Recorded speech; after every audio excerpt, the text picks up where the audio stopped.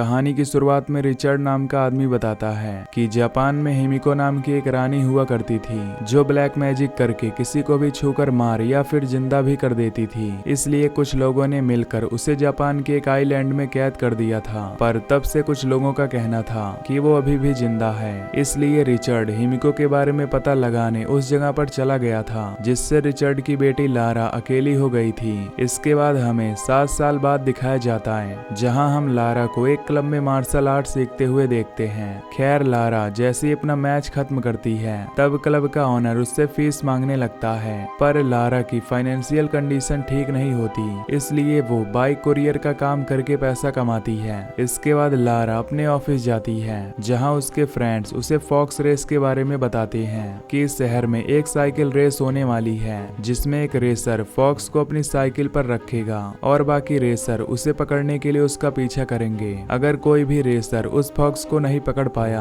तो फॉक्स रखने वाले रेसर को $600 का इनाम मिलेगा, जिससे लारा भी इस रेस में हिस्सा लेने का सोचती है। इसके बाद लारा उस रेस में हिस्सा लेकर फॉक्स को अपनी साइकिल पर बांध लेती है। रेस के दौरान लारा को अपने फादर की तरह एक आदमी दिखता है, जिससे वो अपने फादर के बारे में सोचने लगती है। तभी उसकी साइकिल पुलिस कार से टकरा जाती है। तब पुलिस उसे अरेस्ट कर लेती है। तभी पुलिस स्टेशन में लारा से मिलने एना नाम की लेडी आती है, जो कि उसके पिता रिचर्ड की बिजनेस पार्टनर है। यहाँ पता चलता है कि जब रिचर्ड 7 साल तक वापस नहीं आया तो गवर्नमेंट ने उसे मृत घोषित कर दिया था। यहाँ एना लारा को छुड़ाने के लिए आई थी। एना लारा को पैसे देने का कहती है, जिस पर लारा मना कर देती है। असल में उसने अभी तक अपने पिता की प्रॉपर्टी को नहीं लिया था, क्योंकि उसका मानना था कि उसके फादर अभी भी जिंदा हैं। तब एना बताती है कि अगर तुमने प्रॉपर्टी नहीं ली तो सारी प्रॉपर्टी गवर्नमेंट की हो जाएगी। इसीलिए लारा प्रॉपर्टी लेने का डिसाइड करती है। इसके बाद लारा अपने घर की टेरेस पर जाकर सोचती है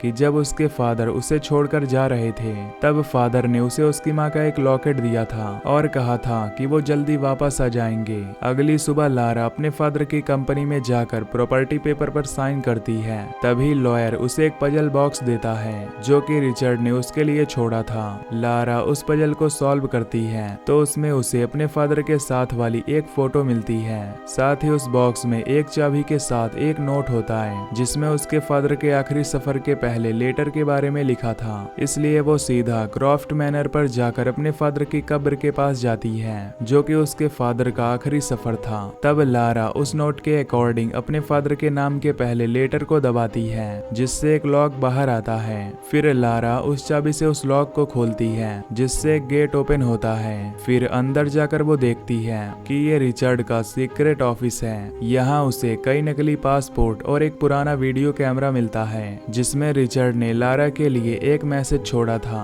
कि जब उसकी माँ की डेथ हुई थी तो वो बहुत परेशान हो गया था। तब उसे हिमिका नाम की रानी के बारे में पता चला, जो लोगों को जिंदा भी कर सकती थी। इसलिए वो अपनी वाइफ को वापस जिंदा करने के लिए उसकी खोज में निकल गया। फिर वो लारा को अपनी सारी रिसर्च जला देने को कहते हैं, ताकि उनकी रिसर्च गलत हाथों में न लग जाए। यहाँ लारा को हिमिको की जानकारी वाला एक बॉक्स मिलता है, पर लारा उसे जलाती नहीं। यहाँ उसे पता चलता है कि रिचर्ड हिमिको को ढूंढने लू नाम के आदमी के साथ यामाताई गया था।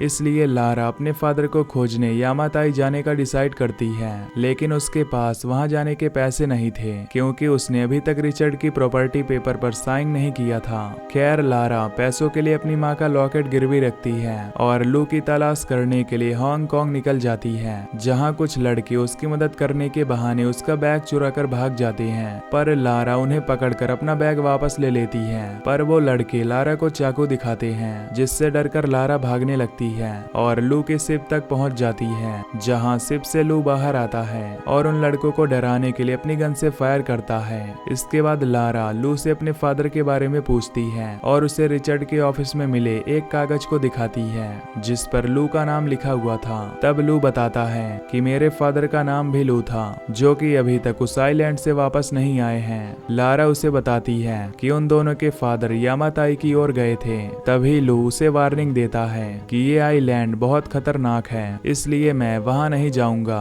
तभी लारा को पता चलता है कि लू पैसे कमाने के लिए कार्ड्स खेलता है और उस पर काफी कर्जा भी है। इसलिए लारा उसे पैसे देने का कहती है, जिससे लू उसे उस आइलैंड पर ले जाने के लिए मान जाता है। जिसके बाद वो दोनों यामाताई के लिए निकल जाते हैं, जहाँ रास्ते में लारा को अपने फादर के सामान में एक पुरानी पजल मिलती है, जिससे उसे पता चलता है कि हिमिको के मकबरे के अंदर जाने में कई कठिनाइयों का सामना करना पड़ता है। तभी उसे नोट्स से ट्रिनिटी नाम की एक संस्था के बारे में पता चलता है, जो कि हिमिको को ढूंढकर दुनिया पर शासन करना चाहती थी। खैर एक रात जब लारा की आंख खुलती है तो उनकी शिप समुद्र में आए तूफान के बीच में होती है। यहाँ लू बताता है कि वो यामाताई के पास है। तभी समुद्र की भारी लहरों के कारण उनका शिप कंट्रोल खो देता है, इसलिए लू लारा को शिप खाली करने को कहता है। तब लारा अपने फादर के नोट्स लेने जाती है। तभी उनकी शिप एक बड़े पत्थर से टकरा जाती है, इसलिए लारा पानी में छलांग लगा देती है और लू को ढूंढने लगती है, पर वो उसे कहीं भी दिखाई नहीं देता। जिसके बाद लारा उस आइलैंड के किनारे पर चली जाती है, जहाँ कुछ लोग उसे पीटकर बेहोश कर देते हैं। अगले दिन लारा खुद को एक टेंट में पाती है। यहाँ लारा के सामने वोजल नाम का आदमी बैठा होता है। लारा अपना बैग देखती है, जिस पर वोजल कहता है कि मैंने तुम्हारे बैग से रिचर्ड की नोटबुक निकाल ली है। वो उसे बताता है कि रिचर्ड ने हमारा साथ देने से इनकार कर दिया था, इसलिए मैंने उसे मार डाला। असल में वोजल रिचर्ड का पीछा करके यहाँ हिमिको को ढूंढने आया था। इसके बाद लारा उस टेंट से बाहर आकर देखती है कि कई वर्कर्स पहाड़ को तोड़ने के लिए ब्लास्ट कर रहे हैं। तभी गार्ड्स लारा के हाथों को बांध देते हैं। तभी लारा की नजर लू पर पड़ती है, जिसे वोजल के लोगों ने पकड़ लिया था। तभी वोजल वहाँ आता है और सबको बताता है कि उन्हें हिमिको की लोकेशन पता चल गई है। जिसके बाद सभी लोग उस लोकेशन के लिए निकल जाते हैं। जिस दौरान लारा लू को बताती है कि वोजल ने मेरे फादर को मार डाला, जिस पर लू कहता है कि यहाँ के वर्कर्स से मुझे पता चला है कि वोजल ने मेरे फादर को भी मार डाला है। इधर वोजल रिचर्ड के नोट से हिमिको की कब्र का पता लगा लेता है और कब्र का गेट खुलवाने के लिए वर्कर से काम करवाता है। जिस दौरान एक बुजुर्ग आदमी गिर जाता है, जिस पर लारा और लू उस आदमी को संभालते हैं, लेकिन वोजल उसे मार डालता है। तभी लू लारा को यहाँ से भगाने के लिए गार्ड पर अटैक करता है, जिससे लारा वहाँ से भागकर जंगल में आ जाती है। लू भी उसका पीछा करता है, पर तभी वोजल उसे गोली मारकर घायल कर देता है। यहाँ लारा एक चट्टान से होते हुए आगे बढ़ती है और एक नदी में गिर जाती है, लेकिन वो किसी तरह नदी से निकलने की कोशिश करती है और एक टूटे हुए प्लेन को पकड़ लेती है। तब लारा के वजन के कारण वो प्लेन गिरने लगता है। तभी लारा को एक पुराना पैरासूट मिलता है, जिसकी मदद से वो नीचे आने लगती है, पर पेड़ों से टकराने के कारण वो काफी घायल हो जाती है। इसके बाद रात में लारा एक गुफा में छुप जाती है, जहाँ रॉकेट नाम का गार्ड उसे पकड़ लेता है, पर लारा उसके हाथ में काट लेती है और उसके गले को मोड़कर उसे मार डालती है। तभी अचानक उसे अंधेरे में एक परछाई दिखती है, जिसका पीछा करने पर उसे एक आदमी चट्टान पर चढ़ते हुए दिखता है। यहाँ लारा भी उस चट्टान पर चढ़ती है, जहाँ उसे पता चलता है कि वो आदमी कोई और नहीं बल्कि उसका फादर रिचर्ड है। यहाँ रिचर्ड अपनी बेटी लारा को देखकर खुश हो जाता है और रोने लगता है। वो उससे कहता है कि उसे यहाँ नहीं आना चाहिए था। फिर वो लारा के घाव को ठीक करता है और उसे आराम करने को कहता है। अगले दिन वोजल हिमिको की कब्र का गेट ढूंढ लेता है और फिर अपने बॉस को इस बारे में जानकारी देकर उन्हें वहाँ बुलाता है। इधर लारा सुबह जागकर अपने फादर की दाढ़ी काटने में उसकी मदद करती है। तब रिचर्ड उसे बताता है कि वोजल ट्रिनिटी के लिए काम करता है, इसलिए उन्हें उसे हिमिको तक पहुंचने से रोकना होगा। यहाँ रिचर्ड को लगता है कि लारा ने उसकी रिसर्च को जला दिया होगा, लेकिन लारा बताती है कि अब वो वोजल के पास है। ये सुनकर रिचर्ड घबरा जाता है, लेकिन लारा को लगता है कि वोजल हिमिको तक नहीं पहुंच पाएगा। तब रिचर्ड कहता है कि अगर हिमिको का मकबरा खुला तो पूरी दुनिया खत्म हो जाएगी। इसके बाद लारा बो और एरोज लेकर वापस वोजल के कैंप में जाती है, जहाँ वो लू के पास खड़े गार्ड को मार देती है और सभी वर्कर्स को वहाँ से भागने का कहती है। पर तभी वहाँ गार्ड्स आ जाते हैं, जो सब पर गोलियां चलाने लगते हैं। तब लारा और लू मिलकर गार्ड्स को मारते हैं। तभी लारा रिचर्ड को हिमिको के मकबरे के गेट पर देखती है।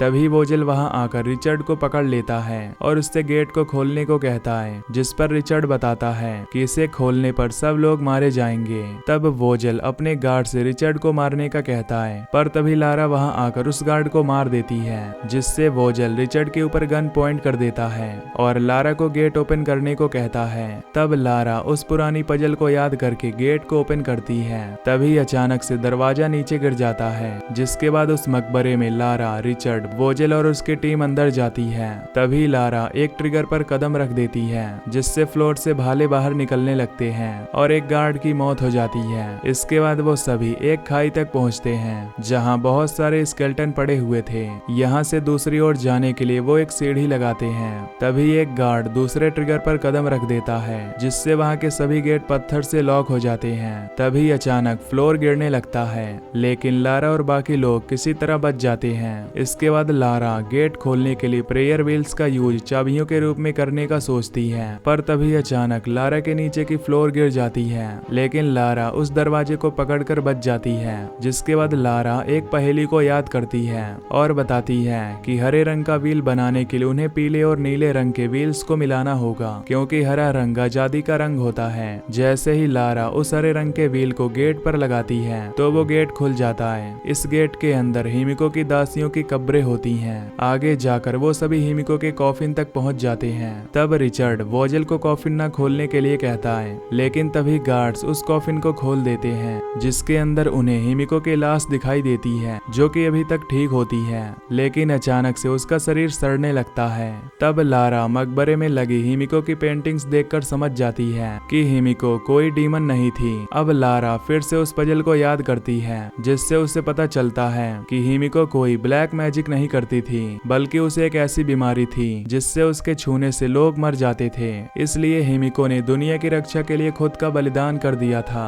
यहाँ लारा सभी को हिमिको की बॉडी से दूर रहने का कहती है, पर कोई भी उसकी बात नहीं सुनता और वो हिमिको को छू लेते हैं, जिसे छूने के बाद एक गार्ड के हाथ काले होने लगते हैं और उसका मांस सड़ने लगता है, जिससे पता चलता है कि हिमिको एक वायरस के कारण बीमार थी। खैर वो इन्फेक्टेड गार्ड दर्द से चिल्लाने लगता है और हवा में गन फायर करने लगता है, जिससे वोजेल गार्ड को गोली मार देता है। इसके बाद भी वोजेल हिमिको की उंगली को अपने बॉस के पास ले जाने का फैसला करता है। तभी लारा मौका देखकर एक गार्ड पर हमला कर देती है। दूसरी ओर रिचर्ड एक गन उठाकर वोजेल के पैर में शूट कर देता है। यहाँ लारा उस गार्ड से बचकर भाग जाती है, पर गार्ड उसका पीछा करता है। इसी बीच वोजेल रिचर्ड से कहता है कि वो घर जाना चाहता है, लेकिन रिचर्ड उसे इस बीमारी को आइलैंड से बाहर ले जाने से मना कर देता है। जिसके बाद एक इन्फेक्टेड गार्ड उठता है और रिचर्ड पर हमला कर देता है। तब मौका देखकर वोजेल वहां से भाग जाता है। यहाँ रिचर्ड उस इन्फेक्टेड गार्ड को मार डालता है, लेकिन अब रिचर्ड भी इन्फेक्टेड हो चुका था।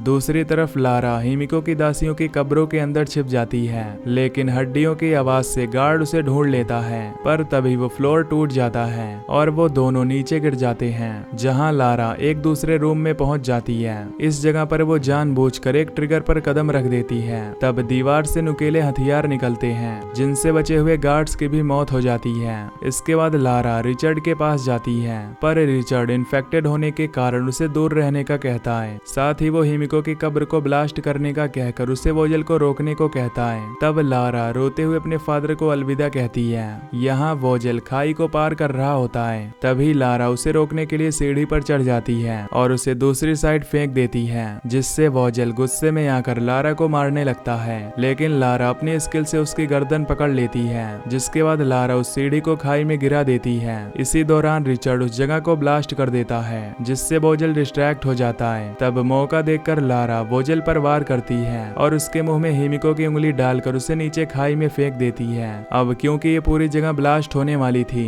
इसलिए लारा जल्दी से दूसरी तरफ छलांग लगाकर बाहर की ओर भागती है, जहां लू उसकी हेल्प करते हुए उसे एक छेद से बाहर निकाल लेता है। इसी दौरान वहां ट्रिनिटी संस्था का हेलीकॉप्टर आता है। तब लारा और लू पायलट्स को धमकी देकर उन्हें घर छोड़ने का कहते हैं। फिर हमें लंदन का सीन दिखाया जाता है, जहां लारा अपने फादर की प्रॉपर्टी पेपर पर साइन करके उनकी कंपनी की ओनर बन जाती है, पर अपनी बिजनेस की रिस्पॉन्सिबिलिटीज वो एना को दे देती है। इसी दौरान लारा को पता चलता है कि वोजेल जिस कंपनी के लिए काम करता था वो भी उसी की कंपनी है। इसके बाद लारा अपने फादर के ऑफिस में जाती है और ट्रिनिटी संस्था के बारे में रिसर्च करने का फैसला करती है, क्योंकि उसे शक था कि एना भी ट्रिनिटी की एजेंट है। आखिरी सीन में लारा अपनी माँ के लॉकेट को वापस लेने के लिए पान शॉप में जाती है, जहाँ से वो अपने लिए एक गन भी खरीद लेती है ताकि वो ट्रिनिटी के लोगों का सामना कर सके। और यहीं पर ये मूवी एंड हो जाती है।